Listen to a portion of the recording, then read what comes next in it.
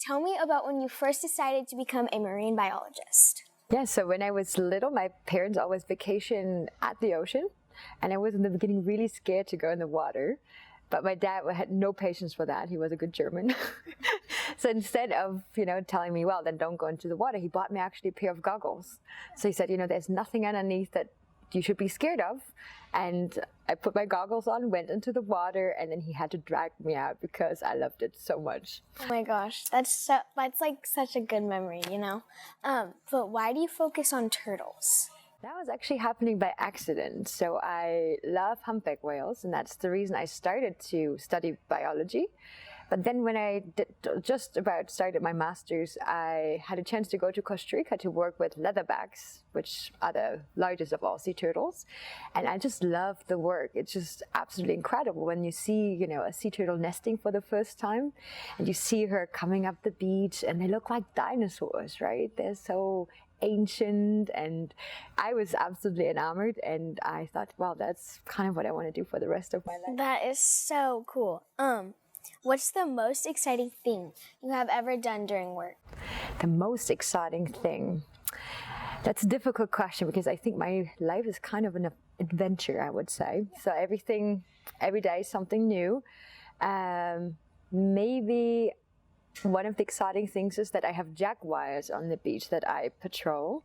And so when I know that there's a jaguar around, it's always a little bit more exciting than when there's no jaguar around. So when we're patrolling on the beach, sometimes I walk from one side to the other, and when I walk back, I can see the jaguar paw prints on top of my own footprints. Oh my gosh, but does that ever scare you? I mean, it's interesting, like I said. I would get so scared. I would be like, oh my gosh. What's the saddest thing you've ever witnessed?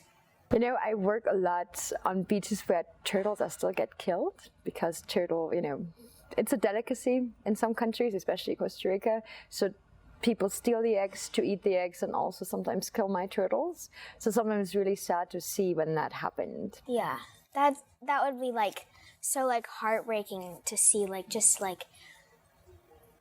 see turtles and see how they could have lived, but they don't get to do that. Yes. What is it like living in Costa Rica? It's beautiful. And I invite you to come down with me. You should come down, definitely. Yeah, that would be so fun. Yeah, watch my sea turtles.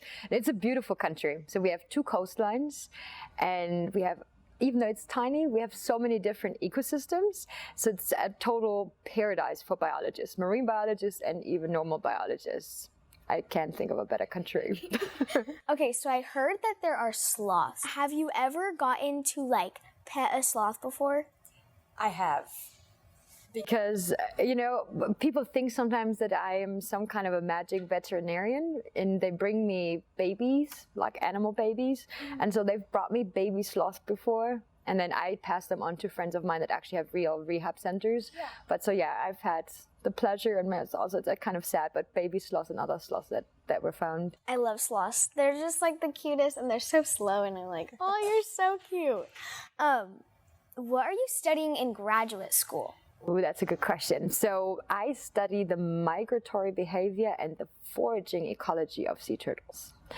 And if you don't know what that means, is sea turtles travel a lot. So even though they come to nest in Costa Rica, for example, when they're not nesting, they have to go and feed. So they look for food because they don't feed much while they're nesting.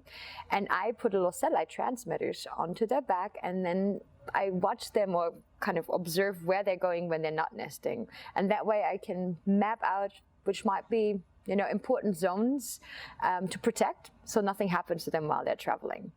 And then I'm also interested of what they're eating. So I take little snips of their skin, and it's a technique, it's called stable isotope analyses, and with that I can tell at least where in the food chain they are placed, and also how close to the coast, for example, they're feeding, or how far out in the ocean. Yeah, so those things that you put on their back, can they ever fall off when they swim through the ocean? They should fall off, actually, eventually. So you have to think about their carapace, so their shell is a little bit like your fingernails. It's keratin, and it's a renewable tissue, right? So your nails grow, their carapace grows as well. So I use a pretty strong adhesive, and I hope that they will stay on for few months, but then eventually they will fall off. Yeah, and of course, if there's like a big forest, sometimes if they get, I don't know, they like to squeeze into little caves when they sleep at night.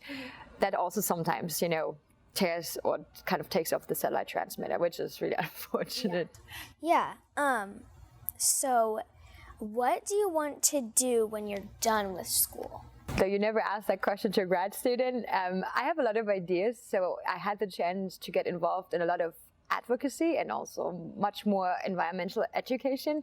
And I would love to, and I hope that I can continue my research, but I would also like to straddle the bridge, because a lot of us scientists don't get the chance to talk to the general public about their science. And I think it's important for all people to make informed decisions.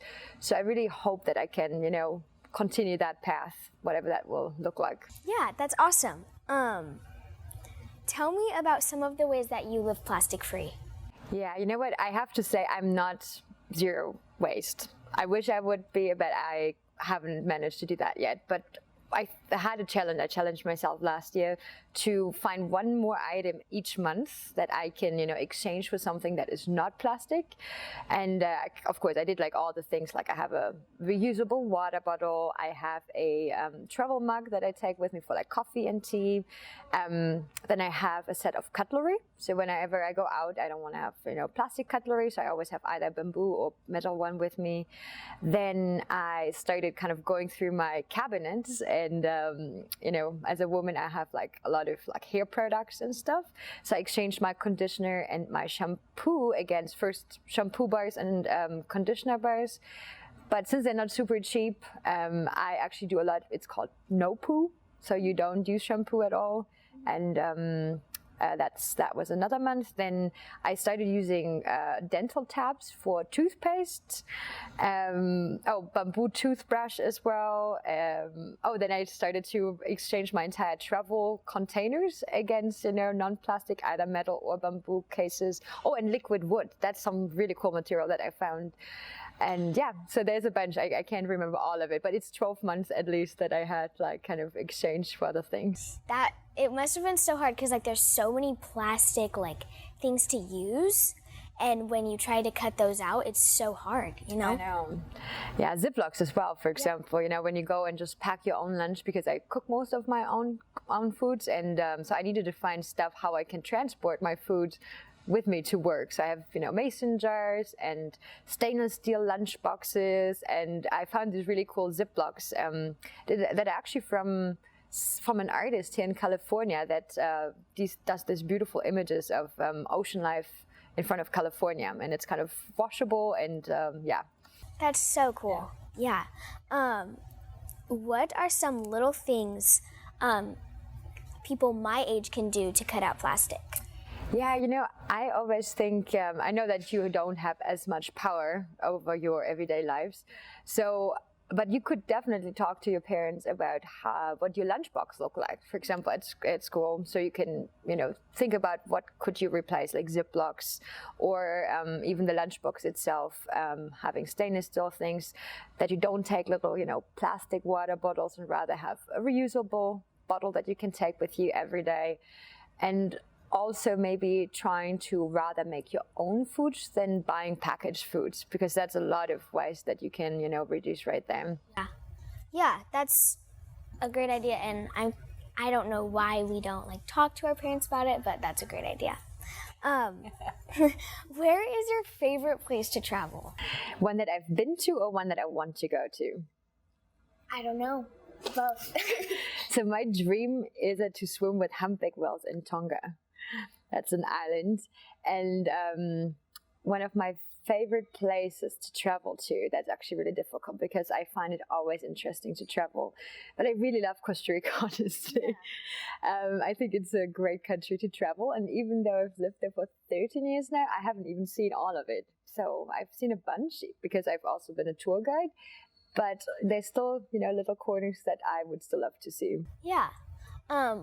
What is your favorite sea animal? My favorite sea animal, humpback whales.